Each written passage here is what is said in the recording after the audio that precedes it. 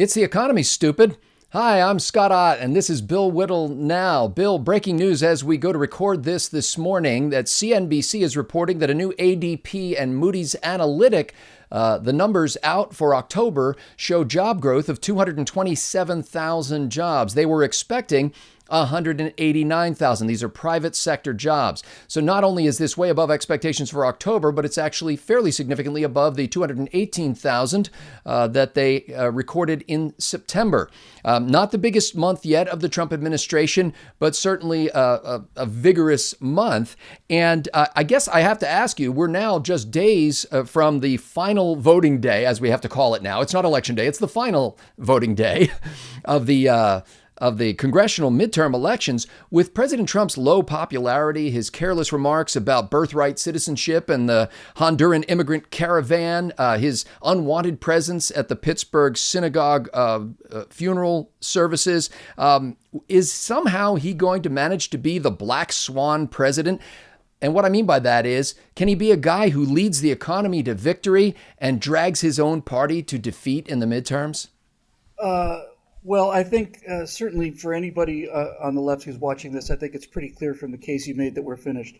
And that it's just a matter of time, really. We really are consigned to the dustbin of history. And at this point, I think the blue wave is going to be so enormous, I really don't see any reason for you to come out and disadvantage yourself for something that's so obviously going to happen.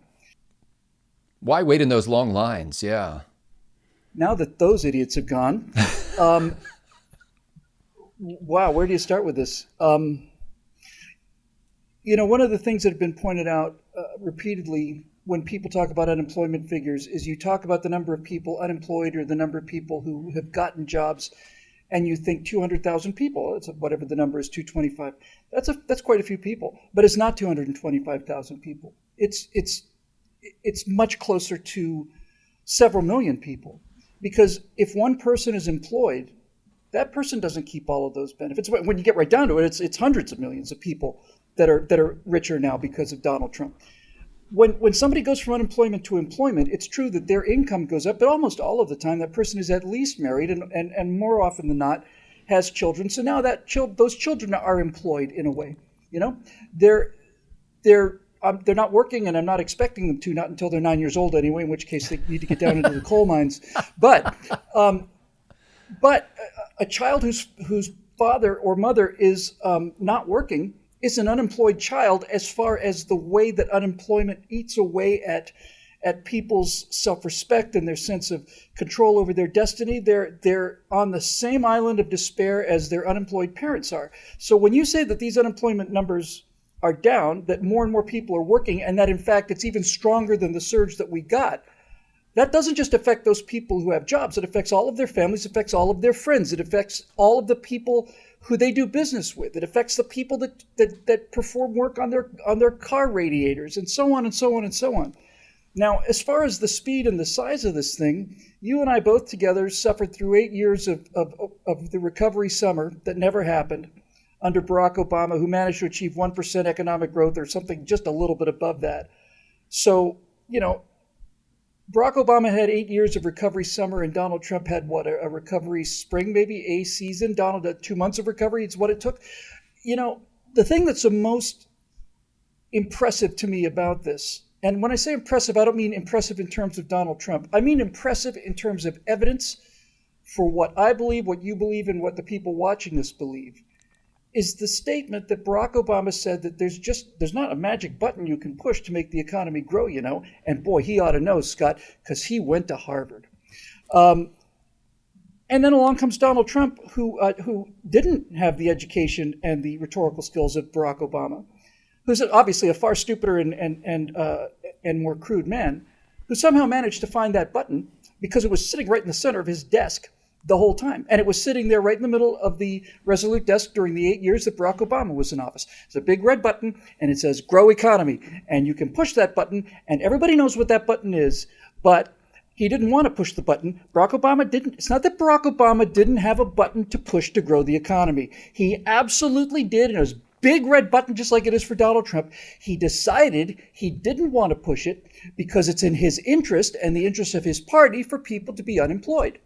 I know that sounds like a cruel thing to say, but the logic of it is inescapable, because if it wasn't true, they wouldn't be doing what to America's inner cities, what the Democrats have done to inner cities for 80 years now. Let me just say, Bill, your argument, your ripple effect argument should make sense to people in government. And I say that as somebody who has served in elected office, because what would happen is these economic and industrial development agencies would come before our Board of Commissioners and make the pitch that for every dollar we would give them, it would have a ripple effect. It would actually multiply and become $2, $3, $4, $5 or more in the economy, because they would use it in ways that would create jobs. And those people who got jobs would then go out and buy groceries. Those people who got jobs would then go out and buy groceries. They'd live in a state of controlling their own destiny. They'd be free of despair. They would be less alcoholic, less inclined to beat their wives, and more likely to vote Republican. And now you know why it doesn't happen. Okay? It's really pretty simple. The entire extortion strategy is dependent upon making people dependent upon the government.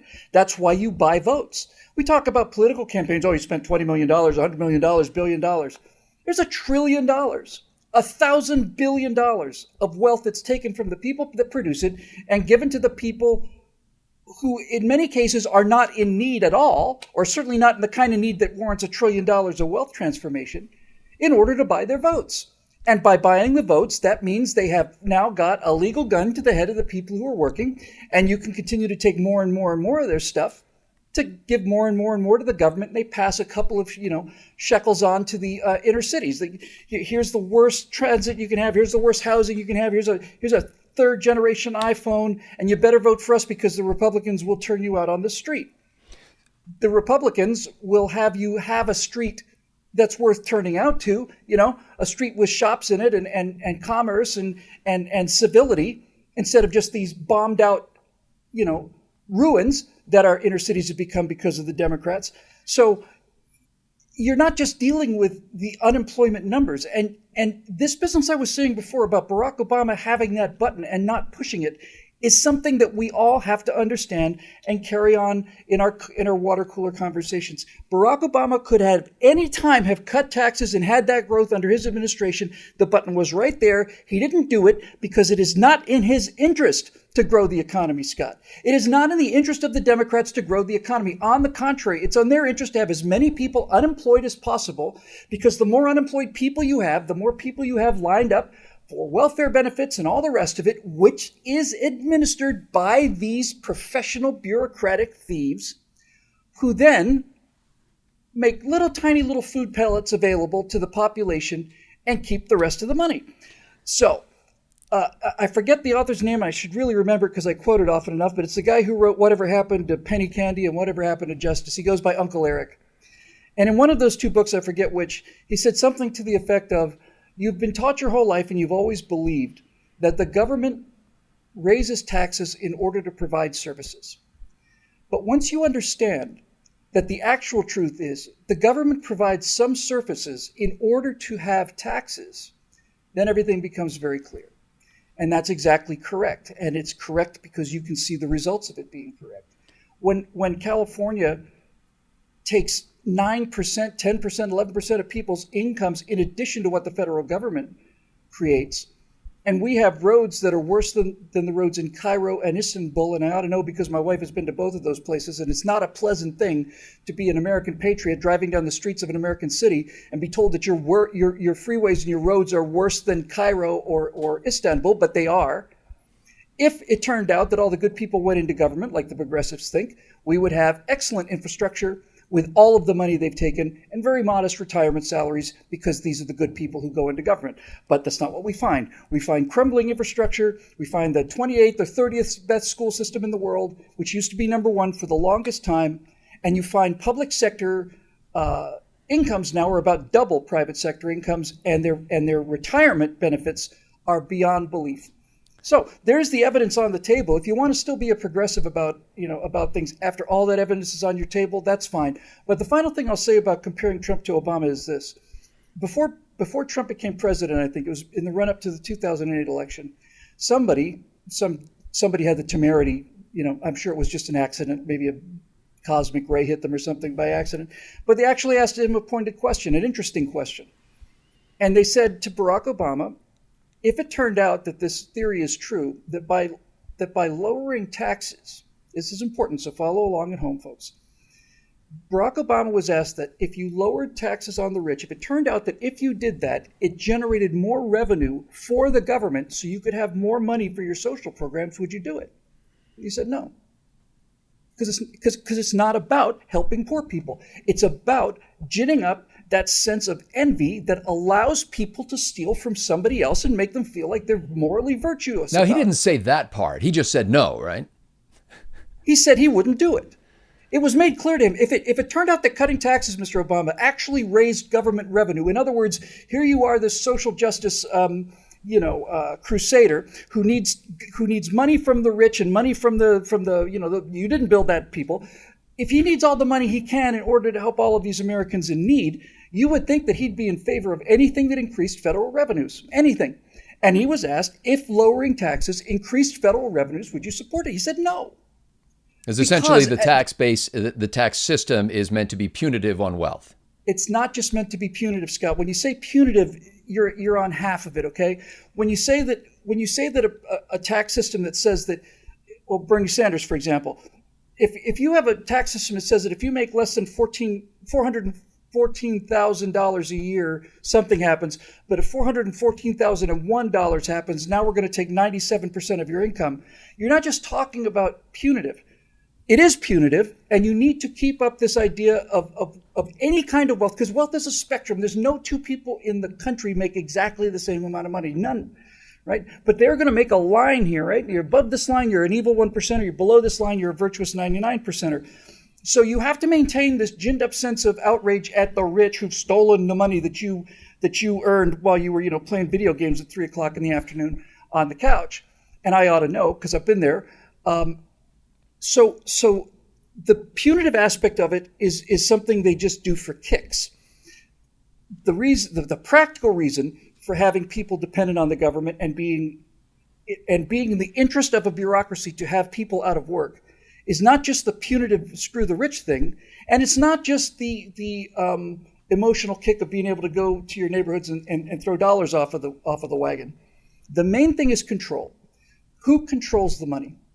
Who controls the money? Money is, people think of money like it's some kind of magical thing that's just dropped on the earth by the wealth fairy. No, money is a measure of exchange. Here's what I do. Here's the work I do. Here's my life. This is my life. This is what I've done with my life. And this is a little tangible thing we can switch to exchange with what you've done with your life. And in a country that used to be free, most of that was left up to the people that made the money. But what they want every single one of those transactions to go through them so that they, number one, can take their share. Number two, they can buy the votes they need to stay in the ability to take their share. But most importantly, they want to do what sane, normal, decent people have no desire to do whatsoever, and that's tell somebody else how to run their life. So, final question, and we got to keep the answer brief on this. I'll give you a minute or two as if you were doing a campaign ad. I'm going to put you in a position that you've never sought and have assiduously avoided. You're now running for the House of Representatives or you're running for the U.S. Senate. And you have this number now that you got from that ADP Moody Analytics job survey that says that 227,000 new hires occurred in the private sector in October. Your closing argument for voters going to the polls on Tuesday is what? My fellow Americans, I'm running as a Republican, and I know you've been told that you could never support a Republican, so let's just say that I'm running as an American. In this world that used to be of lifetime employment where you would get hired in the mailroom and then work your way up to vice president and get your watch at 65 and your heart attack at 66, in that world, you could actually say that there were people who were never out of work. But in the world today, and the people I'm talking to now, I don't imagine there's 1 in 100 of you watching me right now that have not at some point or another been out of work and know what it feels like to be out of work. And that sense of hopelessness and that sense of despair and that sense of a train that is rushing towards you and there's nothing you can do about it. This rent has to be paid. The electricity is going to be turned off. That existential fear that comes from unemployment is what my opponent is thriving on. He depends on it. He needs it. His entire political philosophy is based on it. Because if you're not scared enough and if you're not unemployed enough to basically vote for this clown who's offering you these food stamps, then he's thrown out of office. I'm saying, why don't we get this thing going so you can keep your own money, so you can go back to work, do what you want with your own life, have some sense that you're actually in a motorboat, not just a piece of wood floating down a river, where you can go more or less in the direction you want to go. Because I think the money is yours. I don't think it's mine. I think we should take as little of your money as possible to do the very bare bones things, minimum, that we need to do. And that's why I'm running for office, and that's why I'm asking for your vote. Singing the sweet song of freedom 5 days a week right here. Bill Whittle Now brings you Bill's sharp commentary on current events, and it's made possible by people who are ponying up $9.95 a month at BillWhittle.com to be members. Those same people constantly complaining to us that they want us to share the members-only content with you. So if you're watching this for free right now, join the producer class, as Mitt Romney might say. Become voluntarily. Part of those. That's right, voluntarily. We will not tax you for it. But join the group of people who are making possible the production and distribution of Bill Whittle Now, of Right Angle, and of other programs at BillWhittle.com. For Bill Whittle, I'm Scott Ott. Thanks to the members at BillWhittle.com for making this possible.